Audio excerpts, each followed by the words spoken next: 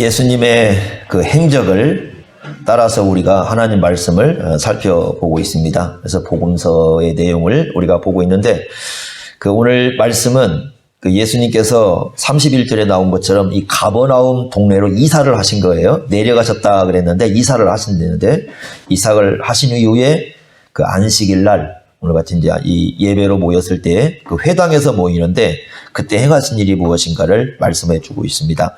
오늘 읽은 말씀을 보면은 우리가 쉽게 이제 생각할 수 있는 말씀인데, 그 33절에 보면 더러운 귀신 들린 사람이 하나 있었고 그 사람을 이제 고쳐주셨다, 이렇게 말씀을 합니다.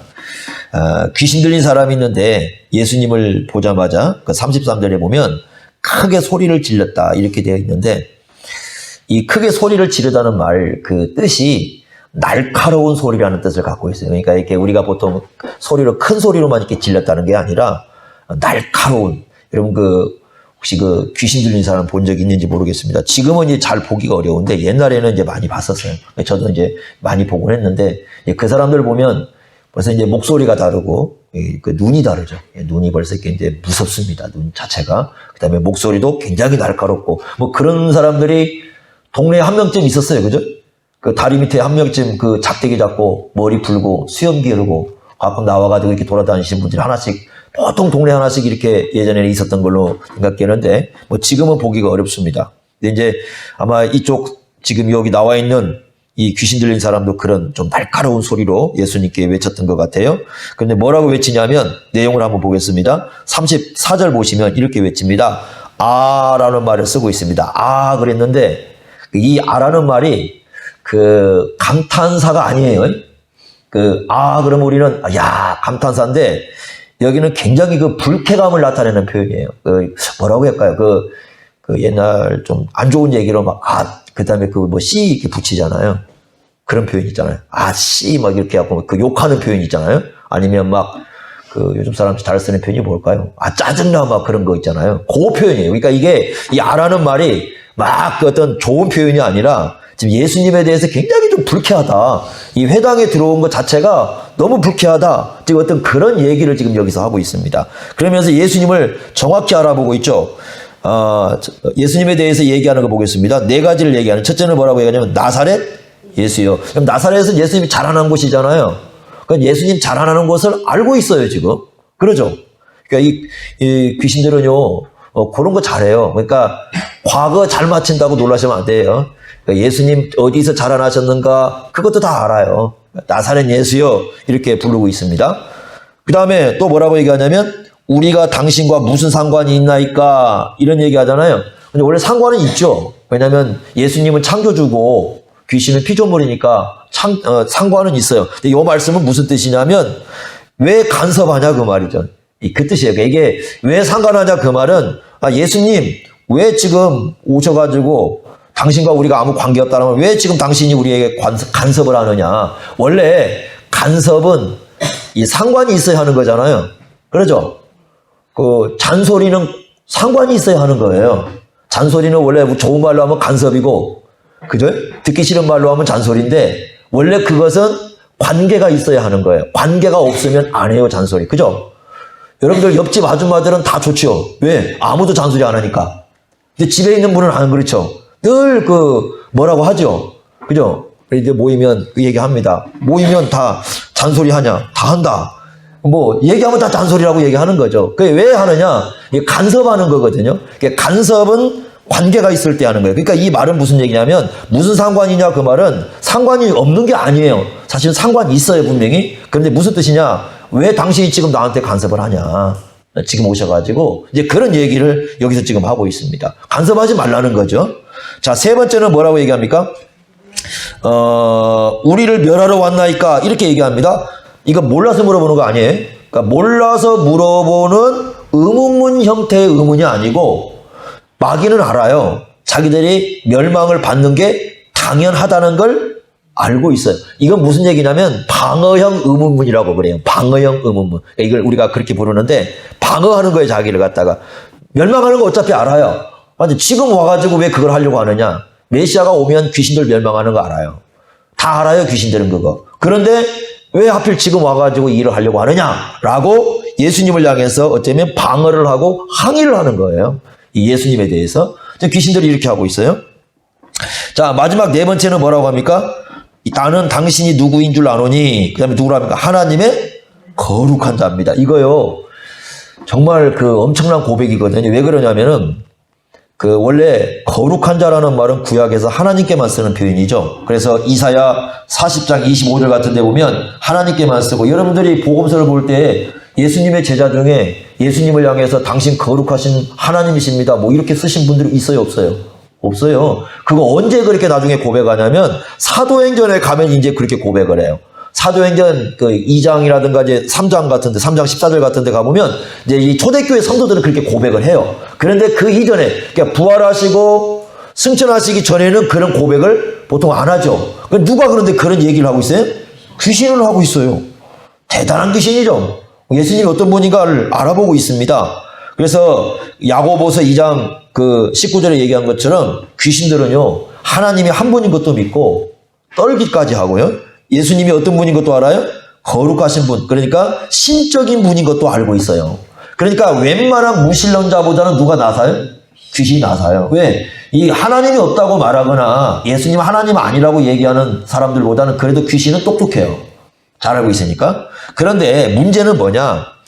여기에 대해서 이제 라일이라는 그 유명한 그 목사님이 이런 얘기합니다. 귀신은 똑똑하다. 근데 세 가지가 없대요. 첫째는 뭐가 없느냐? 하나님을 경외하는 믿음이 없어요. 그러니까 똑똑하긴 한데 지식은 있는데 하나님을 경외하는 믿음은 없어요. 두 번째, 하나님 나라에 대한 소망이 없어요. 소망을 가질 수가 없죠. 자기들의 운명이 뭐니까, 멸망인 걸 아니까 소망 가질 일이 없죠. 그래서 하나님 나라에 대한 소망이 없다. 세 번째는 뭐냐? 하나님을 사랑하고 이웃을 사랑하는 사랑이 없어요.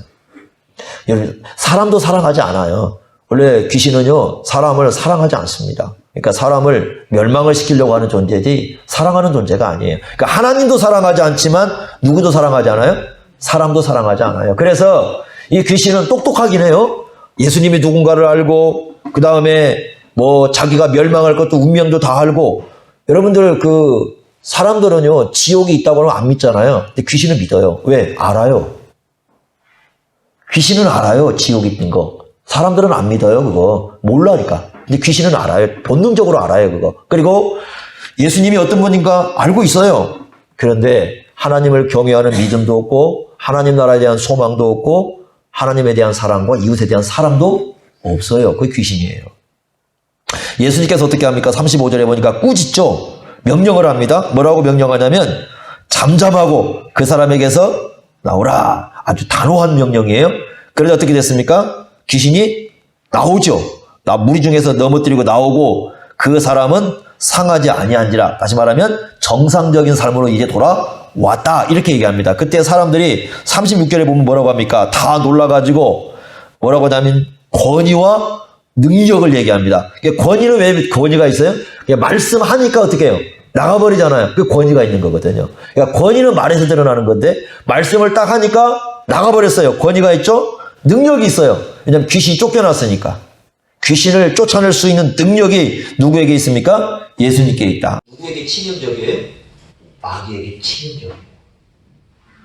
왜? 예수 믿는 사람들이 말씀을 의지해가지고 굳건하게 말씀을 해서 믿고 나가게 되면 마귀 입장에서는 이길 길이 없어요. 아까 뭐라고 그랬어요? 마귀를 이기는 방법이 믿음을 굳건하게 하는. 마귀 믿음을 굳건하게 하는 방법이 뭐예요? 말씀이 우리 안에서 뿌리를 내리는 거예요. 그럼 이 뿌리가 내려가지고 굳건해지면은 마귀가 더 이상 이제 공격할 틈이 점점 사라지는 거거든요. 그러면 그 사람을 삼킬 수가 없게 돼요. 그래서 마귀가 제일 무서워하는 게 뭐냐면 우리 안에 말씀이 정착되는 거예요. 반대로 한번 생각해 보세요. 우리가 이 사탄이 공격하는 세상 속에서 믿음을 보존하는 가장 중요한 방법은 뭘까요? 말씀을 우리 안에 보존하는 거예요. 굉장히 중요하죠. 자, 두 번째는 뭐냐면 디모데전서 펴보시면요. 네, 지금 우리가 공격하는 디모데전서 4장 1절 한번 보세요. 디모데전서 4장 1절 보시면 이렇게 얘기하죠. 같이 한번 읽어보겠습니다. 디모데전서 339쪽 4장 1절 같이 읽습니다. 시작. 그러나 성령이 밝히 말씀하시기를 후일에 어떤 사람들이 믿음에서 떠나 미혹하는 영과 귀신의 가르침을 따르리라 하셨으니, 자, 믿음을 떠나는 것과 귀신의 가르침을 따르는 건 동급이에요. 그러니까 왜 믿음을 떠나느냐? 누구의 가르침을 따르니까? 귀신의 가르침을 따르니까. 네? 자, 그러면 이게 무슨 말이에요? 귀신들도 뭘 만들어요? 교리를 만들어요. 여러분들요, 귀신이 역사하는 방법이 미치게 하는 것만이 아니라 뭘 이상하게 만든 이성적인 겁니다. 굉장히 이성적인 거예요. 그러니까 여러분, 사람들 다 이성을 갖고 있잖아요. 이성을 갖고 있죠. 이성을 가르치고 있고, 그 다음에 가르침이라는 건 뭐냐면요, 설득 작업이에요. 설득 작업이에요. 그러니까 귀신들도 설득을 해요. 논리를 만든다고요. 나름대로 논리를 만들어가지고 우리로 하여금 설득당하게 역사를 해요. 그게 귀신의 역사예요. 무서운 역사입니다, 그게. 그러니까 우리는 보통 귀신 그러면 이게 저기만 생각하는데 아니에요. 예수님이 보실 때, 바울이 볼 때 가장 무서운 것은 이 논리를 만들어가지고 설득을 시킵니다, 우리를. 고린도후서 그 11장의 3절 4절 보시면요, 이렇게 말씀했어요. 고린도 11장 3절에 보시면 사탄이 간계로 누구를 미혹했어요? 하와를 미혹해서 넘어뜨렸죠. 그러면서 4절에 뭐라고 했냐면 이렇게 얘기합니다. 다른 예수, 다른 영, 다른 복음을 전한다. 다른 예수를 얘기하고 있고, 다른 영을 얘기하고, 다른 복음을 얘기하고 있어요. 여러분, 이단들은요, 다른 예수예요. 우리가 믿는 예수가 아니에요. 이단들이요, 전단지 보면 다 예수라고 써놓고 있어요. 얘기를 해보면 우리가 믿는 예수가 아니에요. 그걸 분별해야 돼요. 그러니까 우리가 믿는 예수가 아니면 무슨 영이라고요? 다른 영이고요. 다른 영은 다른 복음이라고요. 그래서 그들을 보면요, 여러분, 이단들은요, 쭉 이렇게 진행을 해보면 이런 거예요. 예수보다 누가 더 높아요? 누가 더 높아요, 이단들은? 교주가 높아요. 원래 기독교는 교주가 있어야 돼요, 없어야 돼요? 없어야 돼요. 기독교는 교주가 있으면 안 돼요. 그런데 교주가 훨씬 높아요. 그래서 이게 설득을 합니다. 왜? 여러분 보세요. 왜 이단들, 어떤 분이 그 얘기를 했습니다. 참 그게 마음이 아픈 건데, 이단들은요, 목숨을 걸고 자기들이 그 잘못된 교리인데 목숨을 걸고 충성하고 따르는데 다 바치잖아요. 부모 말도 안 듣고 친구 말도 안 듣고 누구 말도 안 들어요. 자기 목숨 걸고 지켜가는데 왜 예수를 믿는 사람들은 왜 안 그러느냐 그거예요. 왜 예수님께 목숨 걸지 못하고 왜 그렇게 못하느냐 이렇게 얘기하거든요. 그런데요, 이단들을 보면은 굉장히 이성적으로 짜맞춰요. 그래서 이를 짜맞춰가지고 성경을 그들이 딱 하는 거 보면 오 맞네 가다 보니까 누가 나와요? 교주가 나와요. 지금은 방송도 하잖아요, 그 사람들이. 방송도 해가지고 자기들 방송 만들어가지고 이렇게 들어보면 기가 막히게 짜맞춰요. 그래가지고 결론적으로는 이게다 이렇게 얘기하거든요. 얼마나 무섭게 공격했는지 모릅니다. 귀신의 가르침이라는 것이 지금 우리 속에 역사를 해가지고 끊임없이 사람들을 미혹해갑니다. 우리가 왜 많은 사람들이 저렇게 이단에 가나 뭐 그렇게 얘기하는데, 여러분들 그 사람들이요 다 기성교육 같은 사람들이에요. 성경을 모르는 사람들이 아니고 성경을 아는다고 하는 사람들이거든요. 아는데 이단에 가봤더니 그 성경을 기가 막히게 이렇게 논리적으로 짜 맞추는 거예요. 그러니까 여기에 혹해가지고 오 진짜 이게 맞나 보네 라고 하면서 가다 보니까 여러분 그렇게 됩니다. 얼마 전에 우리가 저쪽에 위에 분들이 참 그 위에 찍어서 보냈는데 그 사진에 그 공개적인 사진이에요. 저 우리나라 전체로 알려지는 공개적인 사진인데 하나님의 교회 애들이요 이 자기들의 그 교리 책을 갖고 같이 찍었어요. 그게 공식 홈페이지에 올라가 있습니다.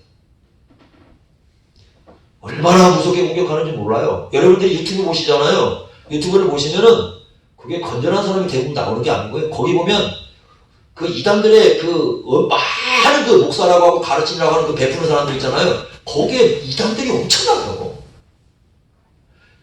여러분 아시잖아요. 유튜브 어떻게 되는지. 가장 많이 보는 게 전면에 올라오죠. 그래 안 그래? 그죠? 우리같이 설교하는 거요. 얼마 안 올라와요. 왜 안 올라오냐? 별로 들어올 수가 없어. 그러니까 우리는 보는 사람만 올라와. 이단들은요, 보세요. 횟수가 10만 명, 뭐 이렇게 올라와요? 누가 봐요, 그거 다? 누가 올려놓는 것 같아요, 그거? 그 사람들은 전략적으로 합니다, 그걸. 전략적으로 자기들끼리 해가지고 다 올려요. 그럼 이게 어떻게 돼요? 사람들이 좀 딱 킬 때, 목사 치면 그게 딱 떠버리고 앞에요. 그래서 이 사람들 설교를 듣게 만들거든요. 처음에는 그게 몰라요. 쭉 들어보면 결국 누구 얘기하는 거예요? 이단 사상이에요. 그런 유튜브가 얼마나 많은지 몰라요. 근데 그걸 보고 있어요, 멀쩡하니 그냥. 그리고 그걸 보고 와가지고 이제 어떻게 하느냐? 기독교회를 공격해요, 와서. 벌써 여러분, 그럴 때 뭐가 들어간 거예요, 그 속에? 이미 승에 들어간 거예요. 얼마나 무섭게 여러분 교회를 공격했는지 모릅니다. 아예 기독교를 부정하게 하는 그런 가르침도 베풀어요. 예를 들면 성경에 막 기적이 나오잖아요. 예전에 그 예수쌤이라는 게 있었거든요. 예수쌤이라가 이렇게 얘기합니다. 그 사람들은 다 예수를 얘기하는 사람들인데 오리전 나오는데 뭐라고 얘기하냐면 성경에서 믿을 수 있는 건 20%밖에 안 된대요. 80%는 다 못 믿겠다는 거예요. 그러니까 성경의 80%는 버려야 된대요. 그 버려야 되는 게 뭐냐? 다 기적 사건들이에요. 기적을 행하고 이적을 행하고 다 못 믿겠다는 다 버려야지 뭘 그걸 믿고 있냐는 거야. 아직도 이런 시대에. 이렇게 얘기를 합니다. 그런데 우리는요.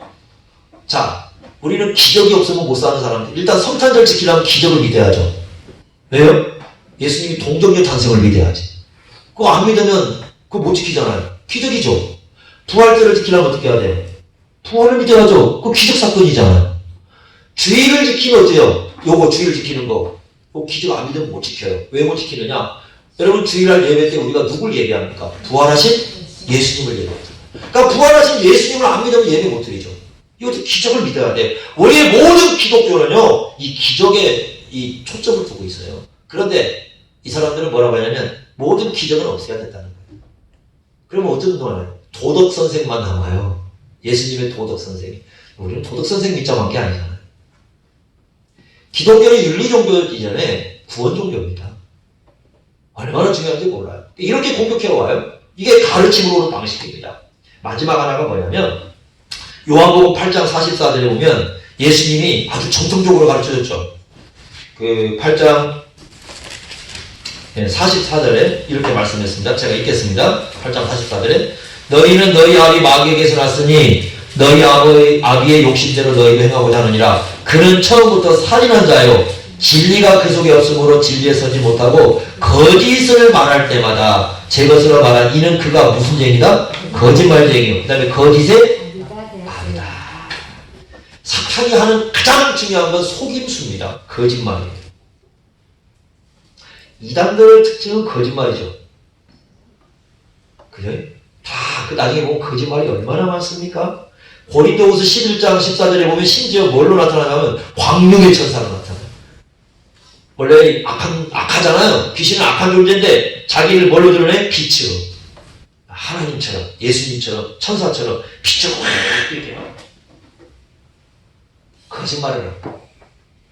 그래서 이 약한 저 귀신들이요. 야, 지옥이 없어. 저는 지옥 믿어요. 저는 지옥 믿으면서 사람들에게 뭐가 없다고 그래? 지옥이 없대. 귀신은 지옥 알잖아요. 저는 믿어요. 지가 멸망한 거 아니까. 그런데 사람들에게 지옥이 없대. 하나님 심판 없어. 심판 없대요. 그렇게 얘기합니다. 근데 여러분들이 그 마태복음 13장 24절부터 30절까지 보면 좀 재미있는 현상이 나와요. 거기 보시면 두 개의 씨가 뿌려지죠. 두 개의 씨가 뿌리죠. 누가 씨를 뿌리? 예수님이 씨를 뿌리셔요. 예수님이 열심히 씨를 뿌리니까 이 씨를 통해서 천국이 확장돼요. 그런데 누구도 와서 뿌리고 가요? 마귀도 와서 뿌리고 가죠. 원수가 뿌린 게 뭐였어요? 가라지죠. 이게 무슨 말이냐면요. 이런 거예요. 이 세상을 지금 텃밭을 싸고 지금 일을 하고 있는데 우리도 복음을 전할 때는 왜 예수를 믿어야 되는지 천국이 어떤 건지 막 설명하잖아요. 마귀도요. 곳곳에다가 자기 씨앗을 뿌리면서 이 사탄의 이론을 만들어놔요. 속임수예요. 그래서 이런 철학계에 들어가 있고 교육계에 들어가 있고 종교에 들어가 있고 다양한 이 세상의 영역 속에 마귀가 일을 하고 있다니까요. 덧두르고 있다. 그 중심 내용이 이런 거예요. 왜 지옥이 없다고 생각하십니까? 왜 심판이 없다고 생각하십니까? 그럼 이렇게 얘기합니다. 하나님 사랑의 하나님이시다. 사랑의 하나님이 어떻게 사람을 지옥에 보내고 사랑의 하나님이 어떻게 심판을 할 수 있어요? 그럼 질문해 보는 겁니다. 당신이 하나님이 사랑의 하나님이라는 걸 어떻게 알아요? 여러분 어떻게 알아요? 하나님이 사랑의 하나님인 건 어떻게 알아요? 그냥 막 이렇게 알아요? 아니죠. 성경을 통해서 알죠. 그러잖아요. 성경에서 뭐라고 그랬어요? 하나님이 세상을 이처럼 사랑하사. 성경을 통해서 하나님 사랑 알죠? 그렇지 않습니까? 그런데 보세요. 이게 이 사람들이 모르니까. 그러니까 성경을 통해서 사랑의 하나님을 아는데 성경에서 지옥과 심판에 대해서 가르쳤어요? 안 가르쳤어요? 가르쳤어요. 그런데 성경에서 가르치는 사랑의 하나님을 받아들이면서도 성경에서 가르치는 지옥과 심판을 안 받아들여요. 이건 뭐예요? 이거 성경 믿는 거야? 안 믿는 거예요? 안 믿는 거죠. 골라서 믿는 거죠. 사탄은요, 성경을 가지고도 끊임없이 거짓말을 만들어내고 속임수를 씁니다. 아담과 하와를 속일 때요, 하나님께서는 먹으면 반드시 어떻게 되세요? 죽는다고 그랬어요. 근데 마귀는 뭐라고 그래요? 결코 죽지 않는다는 논리를 핍니다. 이게 속임수거든요. 결국 속임수에 넘어가서 하와도 넘어가고 아담도 넘어가고 다 이게 문이었습니다. 끊임없이 지금도요, 마귀는 속임수를 씁니다. 그러면 우리 시대에 이렇게 가만히 보면요, 마귀가 어떻게 이 사람의 신앙을 무너뜨릴까 이렇게 보는데 이런 것 같아요. 제가 이렇게 이제 쭉 주위를 둘러보고 역사하는 걸 보는데 성경이 하나님의 말씀인 걸 못 믿게 해요. 사탄이 가장 속임수를 쓰는 것 중에 하나가 뭐냐면 성경이 하나님의 말씀인 걸 못 믿게 해요.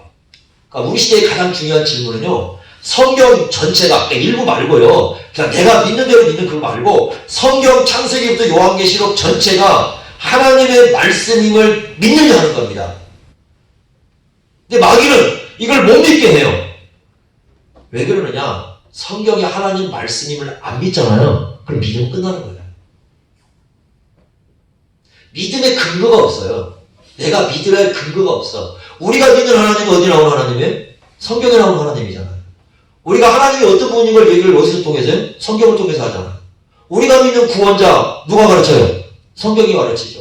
지옥과 심판 누가 가르쳐요? 성경이 가르치죠. 천사들 있다는 거 눈에 안 보이죠? 누가 가르쳐요? 성경이 가르쳐요. 성령이 눈에 보여 안 보여요? 안 보이죠. 있는 거 누가 가르쳐요? 성경이 가르쳐요. 세상 창조하고 봤어요 안 봤어요? 안 봤어요. 누가 가르쳐요? 성경이 가르쳐요. 역사가 끝난다는 거 여러분 누가 가르쳐요? 성경이 가르쳐요. 성경을 부정하면 이 모든 게 다 어떻게 돼요? 다 무너지는 거예요. 그래서 지금 사탄이 쓰고 있는 가장 거짓말 중에 하나가 뭐냐면 성경은 하나님 말씀이다. 하나님 말씀이다. 이걸 무너뜨리는 거예요. 그래서 그런 얘기들이 참 많이 나와요. 막 성경을 갖다가 막 무너뜨리는 거예요. 그러니까 다양한 방법으로 무너뜨리는 거예요. 요건 뭐 때문에 못 믿고, 요건 뭐 때문에 안 되고, 요건 뭐 때문에 보고. 그래서 심지어 어떤 사람들이 있냐면 이렇게 얘기하는 사람이 있어요. 저는 이제 그런 거 성경을 볼 때 아주 유명한 학자들인데 창세기 1장은 역사적인 사건이 아니라 문학적이다. 문학적 형식이다. 문학이다 그건. 그러니까 역사적 사실로서 하나님께서 세상을 창조한 게 아니고 하루 이틀 뭐 이런 걸 다 하나님께서 역사적으로 창조한 게 아니라 이걸 하나의 문학이다. 이렇게 써놨어요. 그럼 여러분 문학이면 믿을 수 있나요? 그렇게 얘기하면 뭐 하자는 겁니까? 그냥 여기서 뭐만 하자는 거예요? 그러니까 교훈만 얻자는 거죠. 교훈만 얻고 나머지는 뭐 하자는 거예요? 버리자는 거죠. 여러분 이게 말이 되는 얘기입니까? 그렇게 해서 성경을 믿고 따르겠다고? 여러분 문학적인 걸 어떻게 따릅니까? 아니죠. 성경은 물론 문학의 형식을 갖고 기록을 했어요. 그렇지만 창세는 역사적 사실이에요. 역사적 사실인데 요즘 학자들이 계속해서 뭐라고 하는 게 문학적으로 그냥 이해를 하잖아요. 그렇게 말한 거다. 이렇게 얘기를 하는 거예요. 결국 성경을 자꾸 무너뜨리는 거죠. 아주 좋은 의미로서 설명하는 것 같지만 똑똑한 머리로 설명하는 것 같지만 성경을 무너뜨려요. 성경이 하나님 말씀을 무너지면 모든 게 무너집니다. 마귀의 공격은 지금도 계속되고 있습니다. 야, 우리가 이걸 이길 수 있는 방법이 뭐냐? 결국 예수님이 말씀해 주시는 거예요. 역으로 뒤집어 놓고 보면 예수 그리스도에 의하여 우리의 믿음을 굳건하게 하지 않으면, 우리의 예수님에 의해서 우리의 신앙을 굳건하지 않으면 언제든지 마귀의 속임수와 마귀의 가르침과 그리고 마귀가 우리 속의 역사에서 말씀을 빼앗아가는 그런 역사로 인해서 우리 신앙은 무너질 수 있어요. 삼킴 받을 수 있어요. 끊임없이 그런 일이 발생합니다. 그래서 믿음을 굳건하게 세우셔야 됩니다. 예수를 믿는 믿음을 굳건하게 세워야 우리 시대에 사탄의 삼킬자에 속하지 않고 끝까지 인내하면서 우리 하나님 앞에 나아갈 수 있다는 것을 기억하시면서 믿음을 예수 그리스도로 말미암아 굳건하게 세우시기를 바랍니다. 기도하겠습니다. 하나님 아버지, 오늘 주신 말씀을 저희들이 기억합니다. 사탄은 지금도 일하고 악한 영들이 지금도 일하고 끊임없이 일하고 삼킬자를 찾고 있습니다. 언제든지 기회만 되면 교회를 무너뜨리고 하나님을 대적하고 예수님을 미워하는 말을 합니다. 우리가 이러한 사탄의 꾀임에 속지 않게 하시고 믿음을 굳건하게 하여서 주님의 앞에 나아갈 때까지 우리 신앙이 흔들림 없이 살아가는 저희들의 신앙이 될 수 있도록 인도하여 주옵소서. 세상도 흔들립니다. 그러나 우리는 믿음 위에 서 있기에 흔들리지 않는 모습으로 이 땅에서 살아갈 수 있도록 함께하여 주옵소서. 오늘 말씀 감사하며 예수님의 이름으로 기도하옵나이다. 아멘.